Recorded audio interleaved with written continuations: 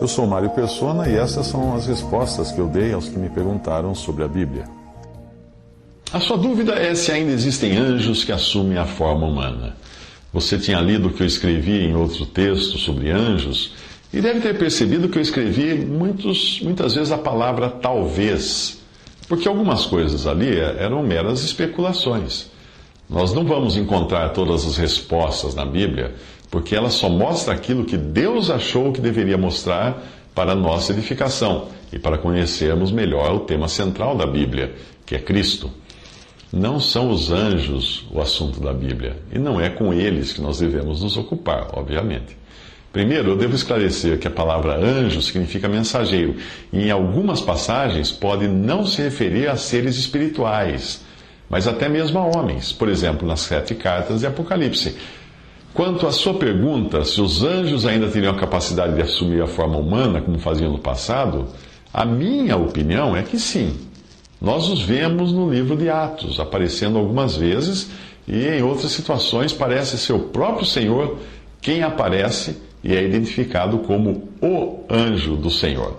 Como no caso da libertação de Pedro da prisão, se não me engano, é assim que é designado ali, mas não tenho muita certeza, precisaria voltar lá.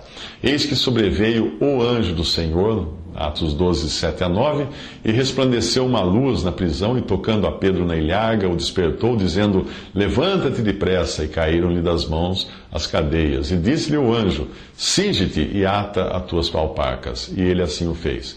Disse-lhe mais: lança às costas a tua capa e segue-me. E saindo seguia, e não sabia que era real o que estava sendo feito pelo anjo, mas cuidava que via alguma visão. Quanto a anjos caídos, apareceram aos humanos, sim. Eu creio que eles também possam aparecer aos seres humanos. Eu até creio na possibilidade de aparições de extraterrestres, Nossas Senhoras, ectoplasmas, materializações que os espíritas dizem ocorrer em algumas sessões, tirando as falcatruas, claro, né? Eu acredito que essas visões todas podem muito bem ser manifestações de anjos malignos, porque geralmente essas visões não levam as pessoas a se ocuparem mais com Cristo, mas levam essas pessoas a se ocuparem mais com a própria aparição, desviando seus olhos daquele que Deus quer que seja o verdadeiro foco de nossas atenções. 1 Timóteo 2,5: porque há um só Deus e um só mediador entre Deus e os homens, Jesus Cristo, homem. Apocalipse 19:10: eu lancei-me, João falando, eu lancei-me a seus pés, aos pés do anjo, para o adorar, mas ele disse-me: olha, não faças tal, sou teu conservo e de teus irmãos que têm o testemunho de Jesus, adora a Deus, porque o testemunho de Jesus é o espírito de profecia. E mais uma vez em Apocalipse 22, de 8 a 9, diz: e eu, João, sou aquele que vi e ouvi estas coisas, e havendo-as ouvido e visto, prostrei-me aos pés do anjo que mas mostrava, para o adorar. E ele disse-me: olha, não faças tal, porque eu sou o conservo teu e de teus irmãos, os profetas, e dos que guardam as palavras desse livro. Adora a Deus. Aliás, essa é uma boa pergunta para se fazer quando alguém mencionar algum tipo de aparição. Será que isso levou as pessoas a se converterem a Jesus e crerem nele como Salvador, e a terem certeza de todos os seus pecados perdoados graças à sua obra na cruz e ao seu sangue derramado? Será que tal visão fez isso com as pessoas? Ou a aparição que alguém relatar para você, ou a aparição apenas tornou as pessoas mais religiosas, espiritualistas e ocupadas com anjos e espíritos? Nós nunca devemos nos esquecer de que algo com a etiqueta espiritual não é intrinsecamente bom, porque o próprio diabo é um ser espiritual. O apóstolo Paulo aponta para a possibilidade de anjos malignos interferirem na nossa vida. E eu não sei bem se numa materialização direta ou usando pessoas para isso. 2 Coríntios 11, de 14 a 15, ele diz: e não é maravilha porque o próprio Satanás se transfigura em anjo de luz. Não é muito, pois, que os seus ministros se transfigurem em ministros da justiça, o fim dos quais será conforme as suas obras. Tomás de Aquino, que viveu por volta de 1200, eu acredito, deixou um tratado sobre anjos, no qual identifica 9 ordens de seres espirituais, divididas em 3 grupos. Os serafins, que estariam no topo dessa pirâmide, isso você vê em Isaías 6:2. Os querubins, Gênesis 3:24 e Ezequiel 10, de 1 a 2. Os tronos, ou como em Colossenses 1:16. As dominações, Colossenses 1:16 também. As potências, em 1 Pedro 3:22. As potestades, em Colossenses 1:16. Os principados, Colossenses 1:16. Os arcanjos, 1 Tessalonicenses 4:16. E os anjos, nome usado genericamente.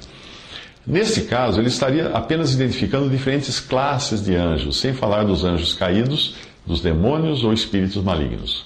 Embora a atividade angélica manifesta, aparente, tenha sido muito maior na antiguidade por estar relacionada a Israel, a quem a lei também foi dada por intermédio de anjos, como fala em Atos 7:53, eu creio que ainda nós temos os anjos por aí, interferindo na nossa vida, nos guardando, etc., como faziam com os israelitas no passado.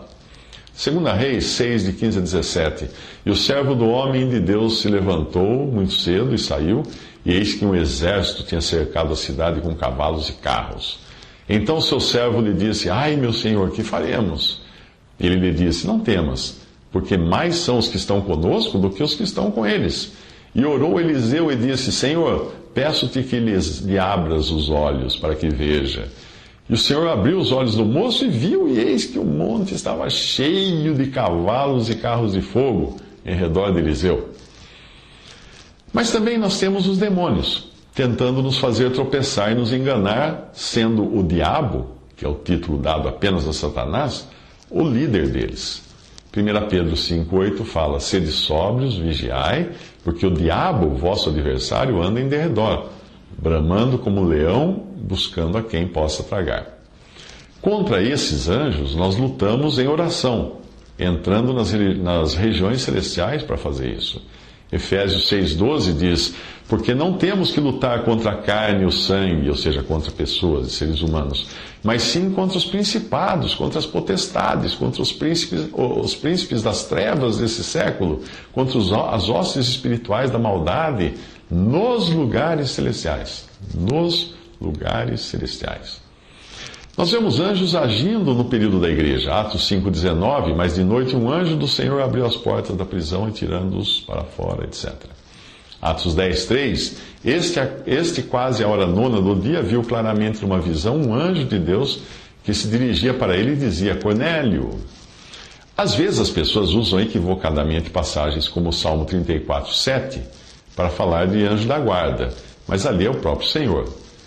Geralmente, depende da tradução também, porque algumas traduções não estão muito claras, muito fiéis nesse ponto. Mas geralmente, um anjo do Senhor, a expressão um anjo do Senhor, é um anjo mesmo. Mas quando diz o anjo do Senhor, é o próprio Senhor. Salmo 34:7. O anjo do Senhor acampa-se ao redor dos que o temem e os livra. Nesse caso, é o próprio Senhor em espírito, e não um anjo, um ser angélico.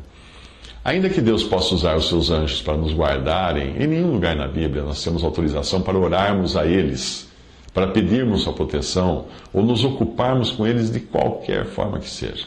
Não existe na Bíblia. Nada na palavra de Deus mostra que o poder desses anjos, caídos ou não, de assumirem a forma humana, tenha deixado de existir.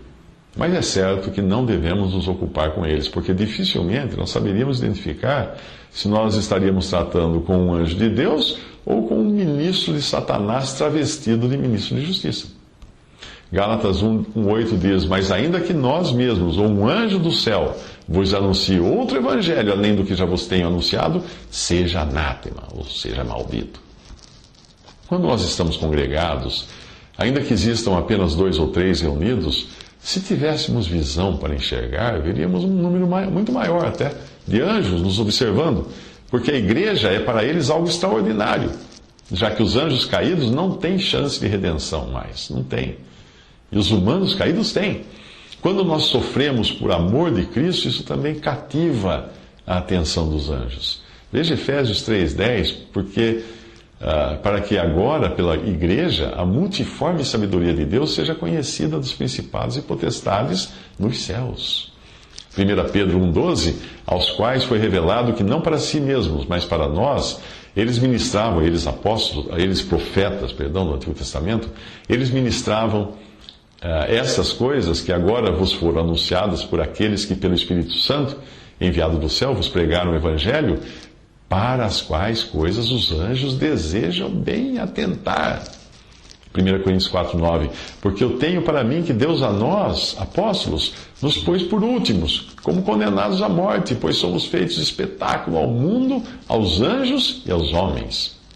Em Hebreus, o apóstolo associa a hospitalidade ao fato de alguns no passado terem recebido anjos, sem saberem disso, obviamente referindo-se a anjos que assumiram a forma humana. Hebreus 13,2, não vos esqueçais da hospitalidade, porque por ela, alguns, não o sabendo, hospedaram anjos. A dificuldade de tratar deste tema é que muitas pessoas acabam sendo atraídas pelos anjos, se esquecendo de que eles são espíritos ministradores, ou seja, ajudantes, e não são eles o foco da nossa atenção. Ajudantes atuam nos bastidores e nunca chamam atenção para si mesmos. Hoje as pessoas têm uma propensão muito grande a se ocuparem com anjos, o que é um erro enorme. O esoterismo explora muito isso. É um erro ocupar-se com os anjos, porque você nunca sabe se vai estar se ocupando com anjos caídos, travestidos de ministros de justiça.